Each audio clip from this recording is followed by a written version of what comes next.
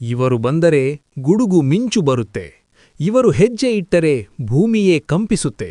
ನಗುವೇ ಇವರ ಶಕ್ತಿ, ಅನುಭವದ ಮಾತೇ ಇವರ ಗತ್ತು. ಅವರೇ ನಮ್ಮ ಸಾಧು ಕೋಕಿಲ, ಪ್ರೇಕ್ಷಕರ ಮನದ ನಗುವಿನ ಸಾಮ್ರಾಟ್.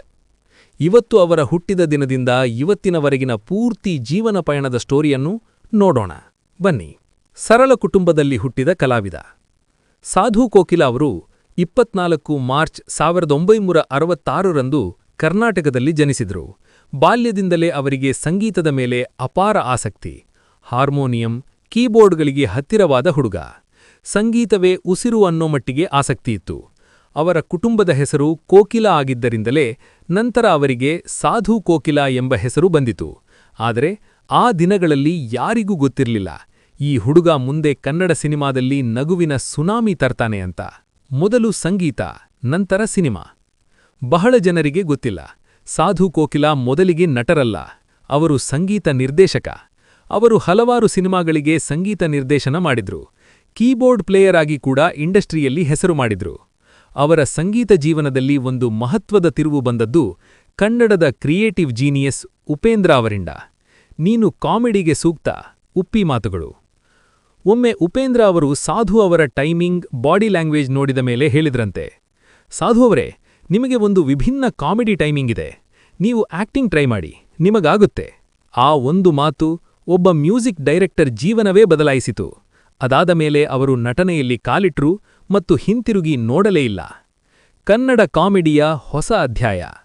ಸಾಧು ಕೋಕಿಲ ಅವರು ನಟಿಸಿದ ಪ್ರತಿಯೊಂದು ಸಿನಿಮಾದಲ್ಲೂ ಅವರ ಮುಖಭಾವನೆ, ಅವರ ಧ್ವನಿ ಮಾಡ್ಯುಲೇಷನ್, ಅವರ ಸ್ಲೋ ಮೋಷನ್ ರಿಯಾಕ್ಷನ್, ಅವರ ಅಚಾನಕ್ ಡೈಲಾಗ್ ಡೆಲಿವರಿ ಇವೆಲ್ಲ ಸೇರಿ ಒಂದು ಅಸಲಿ ಸಾಧು ಸ್ಟೈಲ್ ಕಾಮಿಡಿ ಹುಟ್ಟಿತು. ಅವರನ್ನು ನೋಡಿದಾಗ ನಗದೇ ಇರೋ ವ್ಯಕ್ತಿಯೇ ಇಲ್ಲ.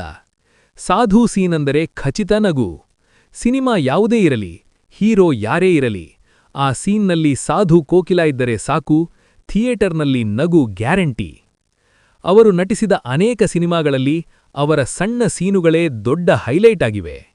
ಕನ್ನಡ ಪ್ರೇಕ್ಷಕರು ಹೇಳ್ತಾರೆ, ಹೀರೋ ಬಂದ್ರೂ ಚೆನ್ನಾಗಿರುತ್ತೆ, ಸಾಧು ಬಂದರೆ ನಗುವೇ ಶುರುವಾಗುತ್ತೆ. ಮ್ಯೂಸಿಕ್ ಡೈರೆಕ್ಟರ್ ಆಗಿ ಸಾಧನೆ. ಅವರ ಸಂಗೀತ ನಿರ್ದೇಶನದಲ್ಲೋ ಹಲವಾರು ವಿಭಿನ್ನ ಪ್ರಯೋಗಗಳು ಕಂಡುಬರುತ್ತವೆ. ಕಾಮಿಡಿ ಮಾತ್ರವಲ್ಲ, ಸಂಗೀತದಲ್ಲೂ ಭಾವನೆ, light mood, mass beats, all in one.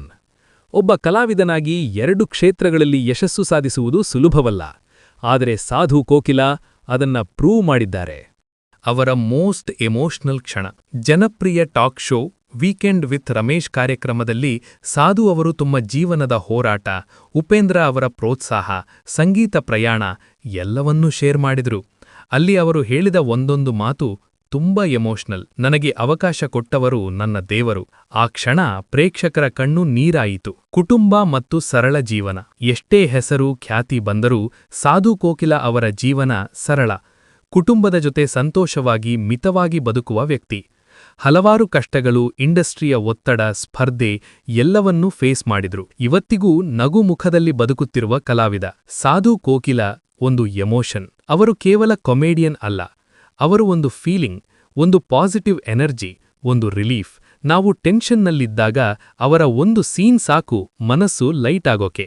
ಇವತ್ತು ಸಾಧು ಕೋಕಿಲ ಕನ್ನಡ ಸಿನಿಮಾದಲ್ಲಿ ಅತ್ಯಂತ ಬೇಡಿಕೆಯ ಕಾಮಿಡಿ ನಟರಲ್ಲಿ ಒಬ್ಬರು. ಹೊಸ ಹೀರೋ ಇರಲಿ, ಹಳೆಯ ಲೆಜೆಂಡ್ ಇರಲಿ, ಎಲ್ಲರ ಜೊತೆಯಲ್ಲೂ ಅವರ ಟೈಮಿಂಗ್ ಮ್ಯಾಚ್ ಆಗುತ್ತದೆ. ಅವರು ಬಂದರೆ ಸೀನ್ ಜೀವಂತವಾಗುತ್ತದೆ. ಅವರಿಂದ ಅಂತಿಮ ಮಾತು ಏನು ಕಲಿಬೇಕು ಗೊತ್ತಾ? ಒಬ್ಬ ಹುಡುಗ ಸಂಗೀತದಿಂದ ಶುರು ಮಾಡಿ ಒಬ್ಬ ಕಾಮಿಡಿ ಸಾಮ್ರಾಟ್ ಆಗಿ ಬೆಳೆದ ಕಥೆ ಇದು. ಪ್ರೋತ್ಸಾಹ ಸಿಕ್ಕಾಗ ಪ್ರತಿಭೆ ಹೇಗೆ ಮಿಂಚುತ್ತದೆ ಎಂಬುದಕ್ಕೆ ಸಾಧು ಕೋಕಿಲ ಅವರು ಜೀವಂತ ಉದಾಹರಣೆ. ನಗು ಕೊಡೋ ವ್ಯಕ್ತಿ ಅವರು ಯಾವತ್ತೂ ಮರೆಯಾಗುವುದಿಲ್ಲ. ಕನ್ನಡ ಸಿನಿಮಾ ಇತಿಹಾಸದಲ್ಲಿ ನಗುವಿನ ಅಕ್ಷರಗಳಲ್ಲಿ ಬರೆಯಲ್ಪಟ್ಟ ಹೆಸರು ಸಾಧು ಕೋಕಿಲ. ನಿಮ್ಮ ಅನಿಸಿಕೆಯನ್ನು ಕಮೆಂಟ್ಸ್ನಲ್ಲಿ ಬರೆಯಿರಿ ಮತ್ತು ನಮ್ಮ ಆಕ್ಟರ್ ವಿತ್ ಗಣಿ ಚಾನೆಲ್ನ ಸಬ್ಸ್ಕ್ರೈಬ್ ಮಾಡಿ. ಮುಂದಿನ ಯಾವ ಆಕ್ಟರ್ ಜೀವನದ ಕಥೆ ಬೇಕು ಎಂದು ಕಮೆಂಟ್ಸ್ನಲ್ಲಿ ಮಾಹಿತಿ ತಿಳಿಸಿ. ಎಲ್ಲರಿಗೂ ಧನ್ಯವಾದಗಳು.